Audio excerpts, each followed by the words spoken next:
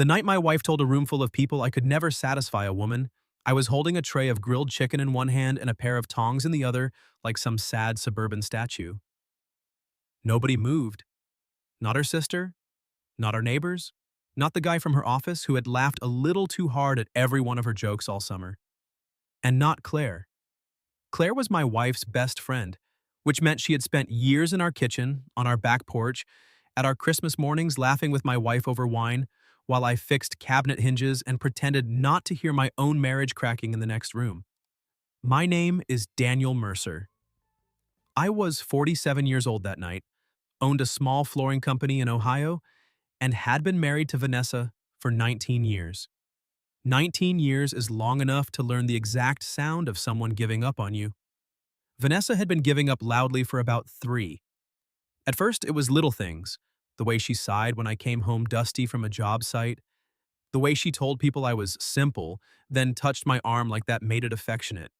The way she stopped saying my name unless she needed something carried, repaired, or paid for. I told myself every marriage had seasons. I told myself love was sometimes quiet. I told myself a lot of things men say when they are standing in a house they helped pay for, wondering why it feels like they are renting space in someone else's life. That Saturday was supposed to be a barbecue for Vanessa's birthday. She had turned 45 the week before and wanted something casual, which in Vanessa's language meant I cleaned the yard, borrowed extra chairs, bought better steaks than we could comfortably afford, and then watched her complain that the string lights made the patio look cheap. Claire arrived late, carrying a lemon cake and wearing a navy dress that made half the backyard forget their conversations. She was 44, divorced, and had a way of entering a place like she was apologizing for taking up space while somehow becoming the only person you noticed. Dark hair pinned badly because she never had patience for pins. Sharp eyes, kind mouth. The kind of woman who remembered what you said 6 months ago and asked about it when no one else did. "Daniel," she said, setting the cake on the table, "tell me you didn't cook all this by yourself." "I didn't cook all this by myself." She narrowed her eyes. "Did you?" "Yes." "That was very obedient of you. I'm growing as a person." She smiled, and for 1 second, the noise in my chest quieted. Vanessa saw it. I know she did because her laugh changed. It got brighter, meaner. Dinner went fine until it didn't. That was usually how things worked with Vanessa.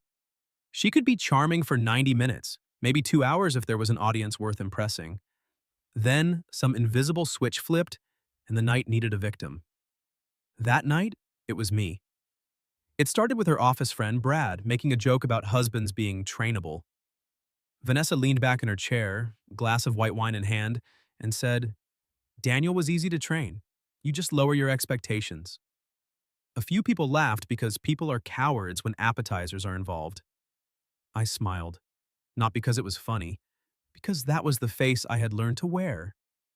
Claire didn't laugh. She looked at me across the patio table, and there was something in her expression I didn't want to name. Not pity, worse, recognition. Brad, feeling brave, said, "Come on, Vanessa. He seems like a good guy." "Oh, he's a good guy," Vanessa said. "Steady, reliable, very useful." She lifted her glass toward me. "Just don't expect fireworks." The table went quiet enough for the citronella candle to hiss. I looked down at the platter in my hand, at the neat rows of chicken I had marinated since morning. It's strange what you notice when your dignity is being peeled off in public.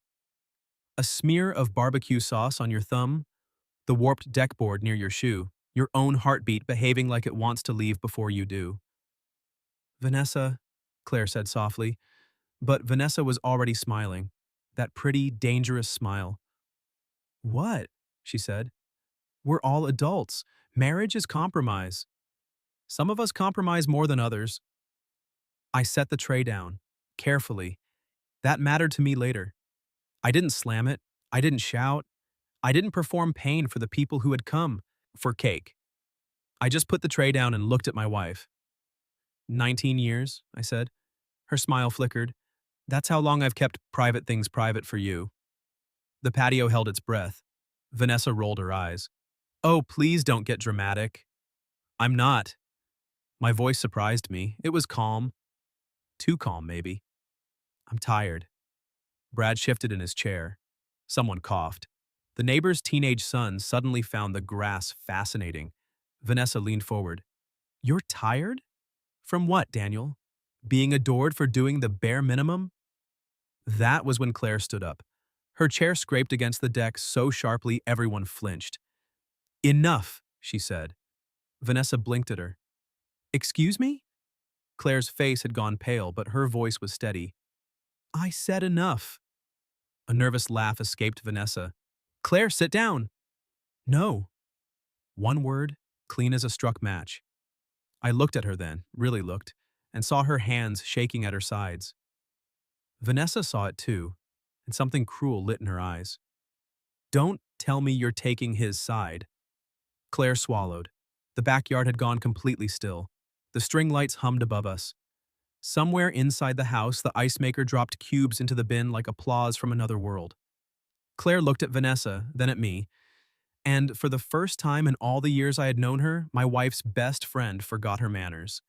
She pointed at me in front of everyone and said, if you had any idea what kind of man you've been humiliating, you would be ashamed to open your mouth.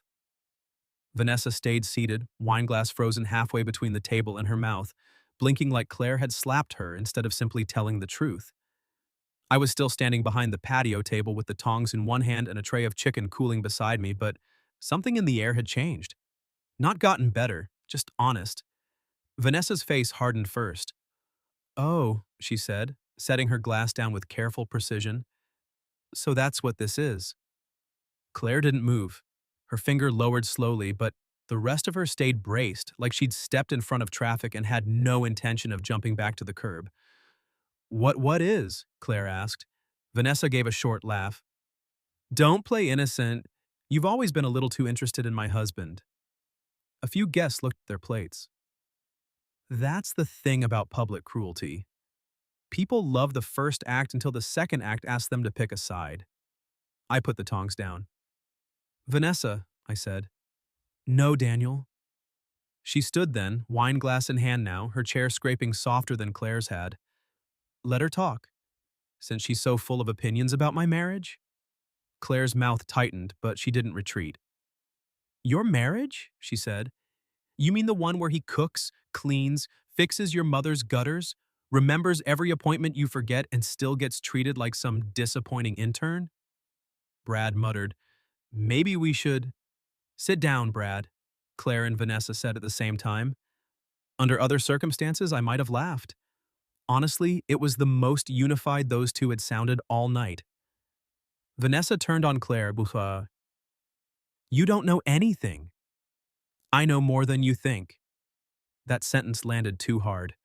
Vanessa's eyes narrowed. What does that mean? Claire glanced at me, and the look was brief, but it carried weight. Regret. Warning. Something held back for years. I felt my stomach tighten. Claire, I said quietly, don't. She heard me. I know she did. But Claire had reached the edge of whatever silence she had been keeping. And once a person like Claire crossed that line, there was no polite way back. She looked at Vanessa again. It means I was there 2 years ago, she said. Vanessa went still. The patio shifted around us. Someone's fork clinked against a plate. The air smelled like smoke, basil, and a storm that hadn't arrived yet. I was at the hospital, Claire said. My hand closed around the back of a chair. Vanessa's mouth opened, but nothing came out. Claire's voice softened, and that somehow made it worse. When Daniel called me because you wouldn't answer your phone, when your mother fell and broke her hip, he had been there for 16 hours, sitting in that ugly vinyl chair dealing with doctors, paperwork, insurance, your mother crying because she was scared, remembered the fluorescent lights, the coffee that tasted like burned pennies. Vanessa texting me at midnight. Handle it. I have an early meeting. Claire looked at the people around the table. He didn't complain. He didn't tell anyone. He just stayed. Vanessa's cheeks flushed. That was family business. No, Claire said. That was love. And you called it bare minimum. I looked down because I didn't trust my face. It is a strange thing to be defended when you've trained yourself not to need defending. Part of you feels grateful. Another part feels exposed, like someone opened a curtain over a room you kept dark on purpose. Vanessa's voice sharpened. How noble. Is that when you started fantasizing about him? A small gasp came from the far end of the table. Claire flinched. That did it. I stepped around the patio table, leaving the chicken and tongs behind. I didn't rush. I didn't raise my voice, but when I stopped between them, Vanessa finally looked at me like she remembered I was in the yard. You don't get to do that, I said. Her eyes flashed. Do what? Throw dirt at her because she told the truth about me. Vanessa laughed, brittle and bright. Listen to you, defending her now. Yes, I said. I am. Claire's breath caught behind me. Vanessa stared at me. Maybe she expected shame. Maybe she expected me to backpedal, to soothe her, to make the room comfortable again. I'd done that for years. I had been the human rug under every awkward silence. But a man can only be stepped on so long before he remembers he has feet. I am defending Claire, I said, because she is the only person here brave enough to say out loud what everyone else has been pretending not to hear. Nobody moved. Vanessa lifted her chin. So now I'm the villain? No, I said. You're my wife. That's why this hurts. For half a second, something flickered in her. Not guilt exactly, more like surprise that pain had a voice. Then she killed it. You are embarrassing me at my birthday party. I almost smiled. That's so. Vanessa, I said, you opened the door. She looked away first. The sky rumbled in the distance, low and slow, a summer storm rolling toward us like it had been invited. Claire touched my elbow. Barely. 2 fingers against my sleeve. Daniel, she said, you don't have to do this in front of everyone. That small touch nearly undid me more than Vanessa's insults had, not because it was romantic, not yet, because it was careful. I turned slightly. I know. Her eyes were glossy, but she held herself together. Claire Bishop was 49, a hospice social worker, and the kind of woman who could walk into the hardest room of someone's life and still remember to ask who needed water. She had been in our circle for 12 years. She brought soup when my father died. She laughed at my bad puns like she was filing them away for blackmail. She noticed when I went quiet. And she was my wife's best friend. That last fact stood between us like a locked gate. Vanessa picked up her glass again, but her hand trembled. I want everyone to leave. No one argued. Chairs scraped. Napkins dropped. People murmured the useless phrases people use when they want to escape with their conscience intact. Thanks for having us. Happy birthday. Drive safe? Brad tried to clap me on the shoulder, missed the right moment, and settled for saying, Take care, man, like I had the flu. Within 10 minutes, the backyard emptied. The storm came closer. The string lights swayed. The cake sat untouched on the side table, white frosting beginning to sag in the humidity. Claire remained near the grill, arms folded, looking like she wanted to stay and disappear at the same time. Vanessa stood by the patio door. You too, she said to Claire. Claire nodded once. Of course. She started toward the gate. I don't know what made me speak. Maybe the storm. Maybe the hospital memory.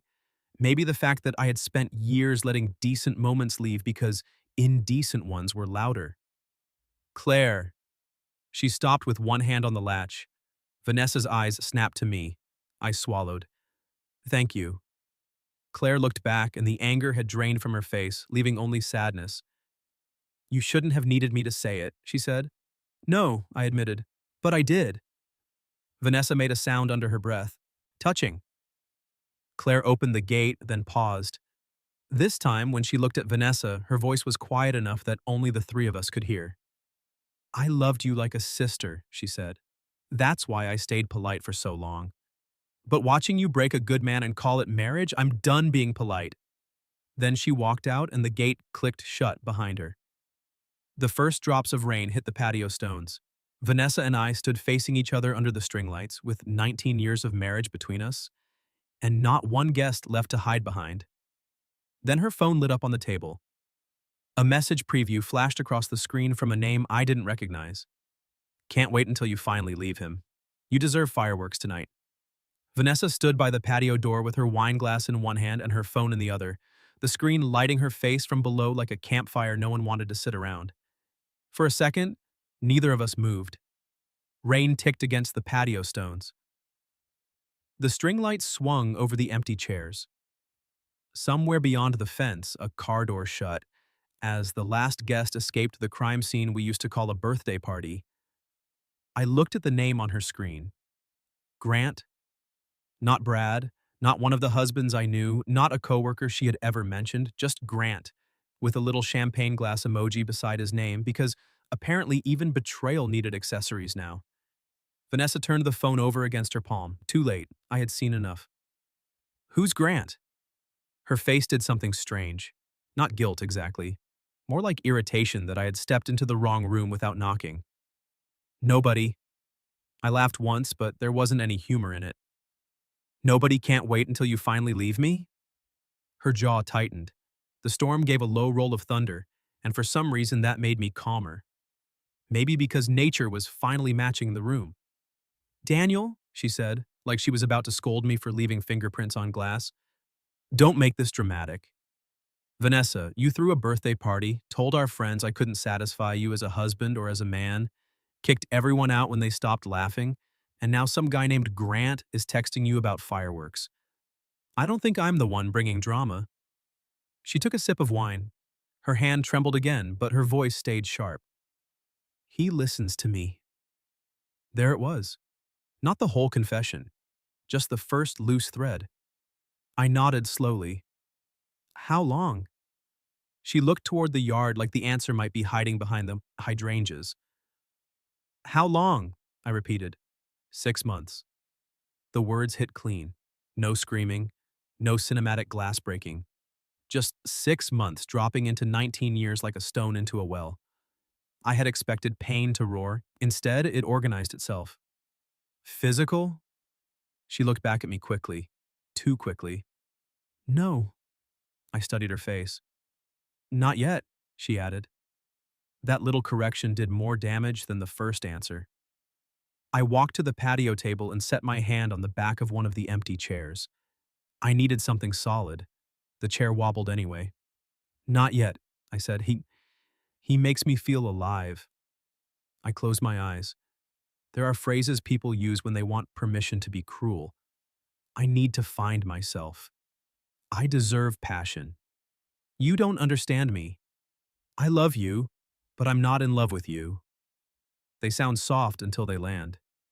When I opened my eyes, Vanessa was crying. Not the messy kind, the controlled kind, the kind she could still win an argument through. I have been unhappy for years, she said. I know. That stopped her. I wiped rain from my forehead though I was standing under the awning. I know you've been unhappy. You told me every day. What I didn't know was that you were using my patience as a waiting room. She flinched. Good. Not because I wanted to hurt her, because for once a sentence had reached her. Her phone buzzed again. She looked down before she could stop herself. I didn't ask permission. I didn't snatch it from her hand either. I just said, put it on the table. She stared at me. Daniel? Put it on the table. Maybe it was my voice. Maybe it was the fact that the guests were gone and she had no audience left.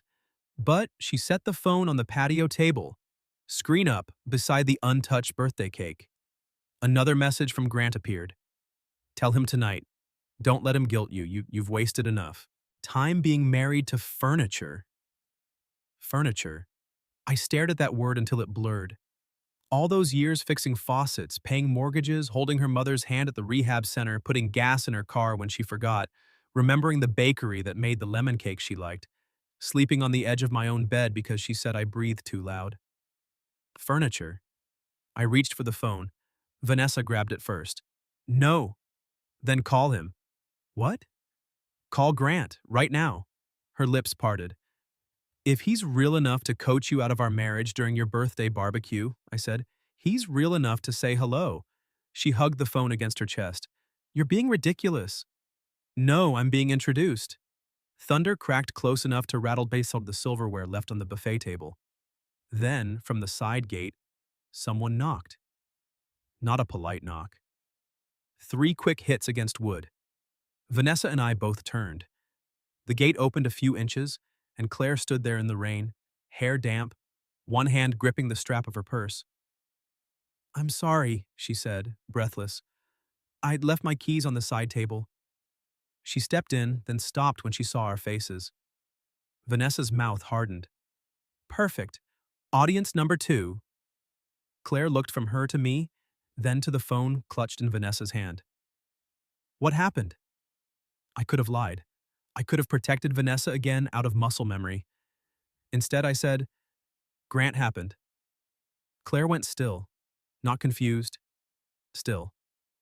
That was when my stomach sank for the second time. Vanessa saw it too. Her eyes narrowed.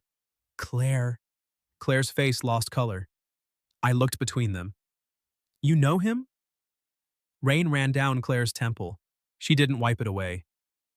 "Daniel," she said softly, "I didn't know it was still going on." The world got very quiet after that. Vanessa pointed at her with the phone. "Don't you dare." Claire stepped fully onto the patio, keys forgotten, manners gone. "No," she said. "I kept your secrets when they were harmless complaints over lunch. I kept quiet when you said you were lonely. But if you're going to stand here and make him feel like he was never enough while another man is waiting in the wings, then I'm done." I stared at Claire. "How long have you known?" She looked at me, and the shame in her eyes was worse than any answer. "Long enough to regret it." I stood there on the patio with Vanessa's phone in one hand and that stupid lemon birthday cake in the other, staring at Claire like the rain had just washed a stranger into my yard. Vanessa still had her wine glass near her hip, pointed at Claire like it was evidence. "Long enough to regret it," Claire repeated, quieter this time. I set the cake down on the table before I dropped it. The frosting had smeared against my thumb. 20 years of marriage coming apart beside buttercream and plastic forks. There's no dignified setting for heartbreak. People think there should be violins. Sometimes it's just thunder, wet patio chairs, and a cake nobody wants to eat.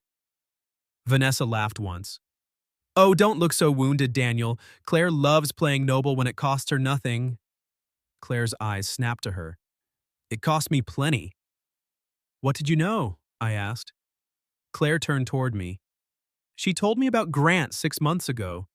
At first she said he was just someone from the downtown redevelopment committee. Someone who listened. Someone who made her feel alive." Her voice cracked, but she didn't look away. "I told her if she was unhappy, she needed to talk to you. Or leave, honestly." Vanessa rolled her eyes. "You lectured me over salad." "I begged you not to turn him into the villain just because you were too afraid to admit you wanted out." That landed. For the first time all night, Vanessa looked less angry than exposed. I looked down at the phone in my hand. Another message lit up. "Grant, are you coming or not?" I read it aloud. Vanessa's face went pale. Claire covered her mouth with one hand. "Vanessa." I didn't shout. I wish I could tell you I had some dramatic burst of rage, but something in me had gone terribly calm. "Were you leaving tonight?" I asked. Vanessa's jaw trembled. "So, I was going to tell you." "After the cake?" "Don't be cruel." I almost laughed, not because it was funny, because my whole body didn't know what else to do with that sentence. "Cruel?" I said. "You called me furniture in front of another man." "I didn't write that." "But you let him." Rain blew sideways under the patio roof. Claire stepped toward me, then stopped herself. That small restraint told me more about her than any speech could have. Vanessa noticed it too. "Oh, please," she said. "Don't pretend this isn't convenient for both of you." Claire stiffened. "Do not do that." "Do what?" "Use my mistake to make your betrayal look smaller." Vanessa's eyes cut to mine. "Ask her, Daniel." I already knew I wasn't going to like the answer, but I asked anyway. "Ask her what?" Vanessa smiled, and it was the ugliest smile I'd seen on her in 20 years. "Ask your brave little defender why she gets so emotional about you." Claire went still. My chest tightened. "Vanessa," Claire warned. "No, say it." Vanessa lifted her chin. "If everyone is being honest tonight, let's be honest. She's been half in love with you for years." The patio seemed to tilt. Claire looked at me, mortified. Daniel, I never crossed a line, Vanessa scoffed. Except in your head. I held up one hand. Enough! Both women stopped. I turned to Vanessa first. You don't get to weaponize someone else's feelings to distract from what you did. Her mouth opened. I'm not finished. My voice didn't rise, but it finally sounded like mine again.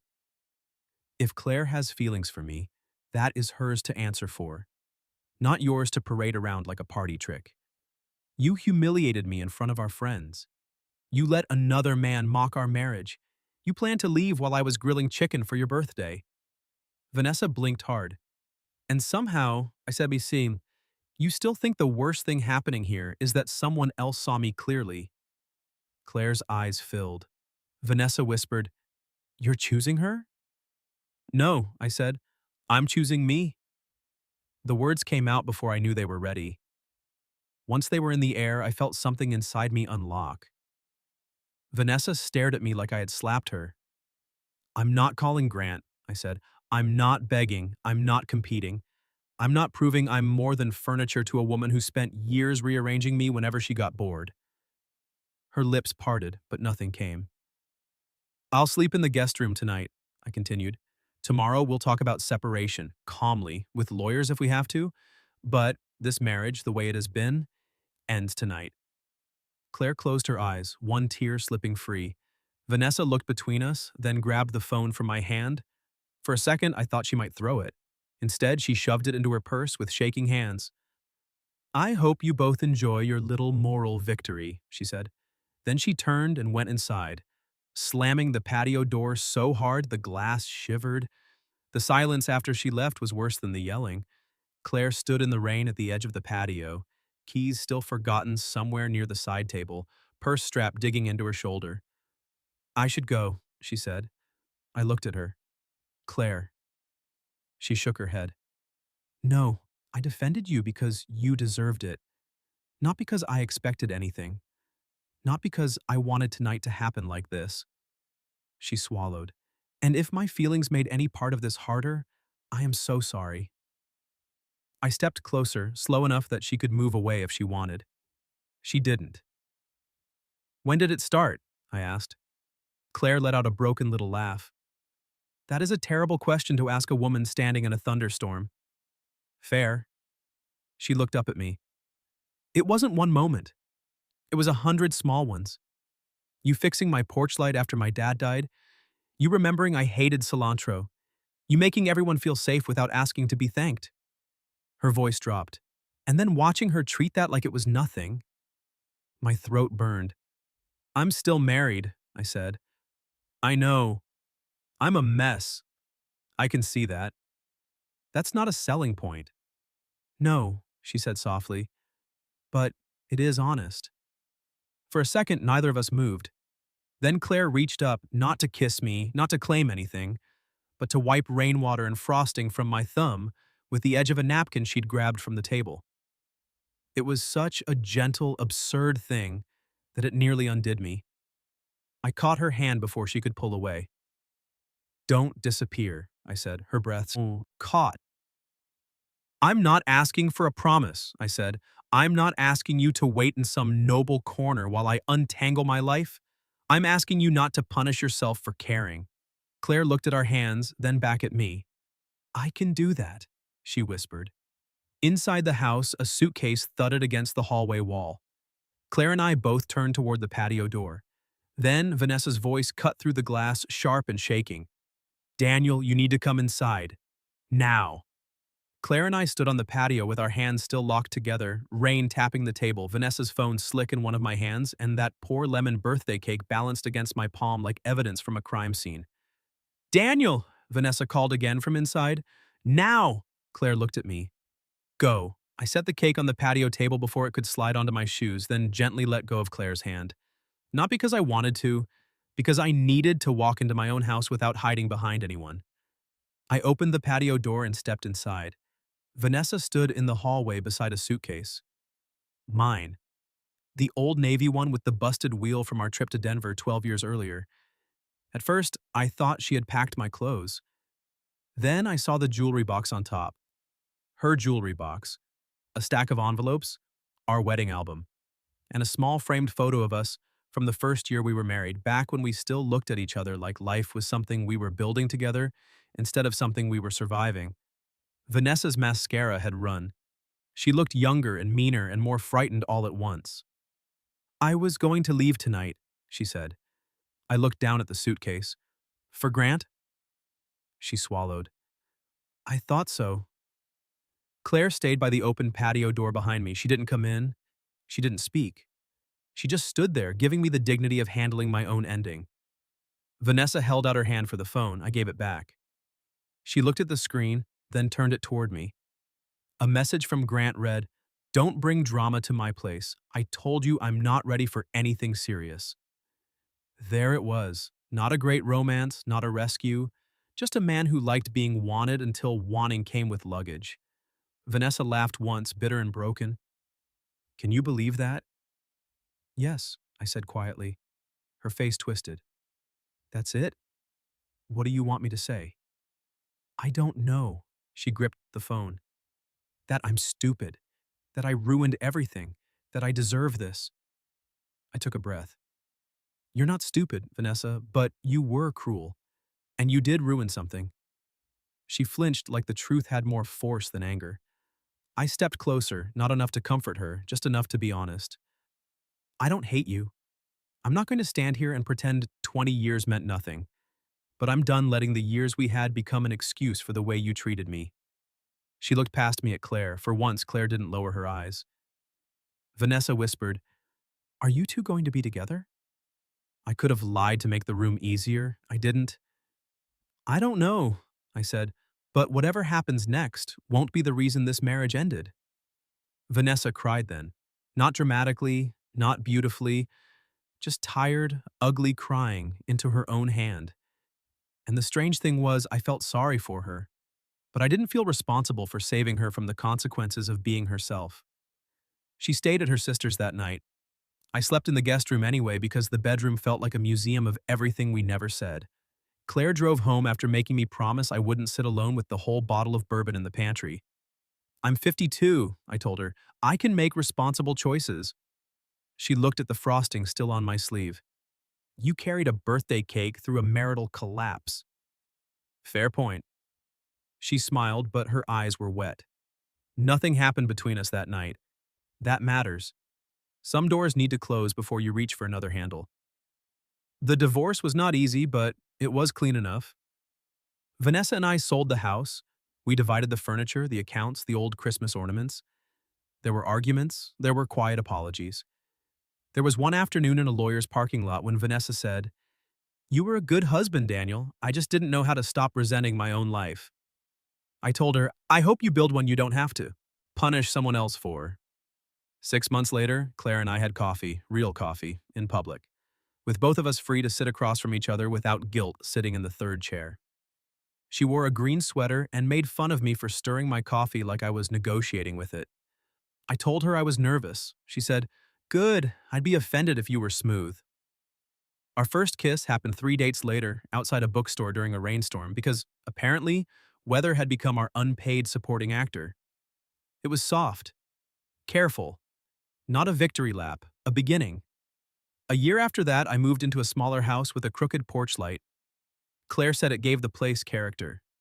I said character was what people called repairs they didn't want to pay for. She handed me a screwdriver. We got married on a Saturday morning in her sister's backyard with barbecue from a local place and lemon cake on purpose. When I saw it, I laughed so hard I almost cried. Claire leaned close and whispered, "Too soon?" I said, "Perfect timing." Now, every summer, when rain hits the patio roof, she reaches for my hand without thinking. And I still feel that first impossible moment, standing in the wreckage of an ending, realizing someone had seen me clearly long before I remembered how to see myself. Vanessa remarried 2 years later. We're not friends exactly, but we're peaceful. Sometimes peace is the most graceful thing two people can give each other after love has run out. As for Claire, she still forgets her manners around me sometimes. She steals fries from my plate. She corrects my grill temperature. She kisses me in the kitchen when I'm trying to read the mail, and every time, I let her. What would you have done if your spouse humiliated you in front of everyone, only for their best friend to be the one who finally defended you? And have you ever had one painful moment reveal feelings you didn't know how to name? Tell me your story in the comments. If you like this one, leave a like, subscribe, and I'll see you in the next video.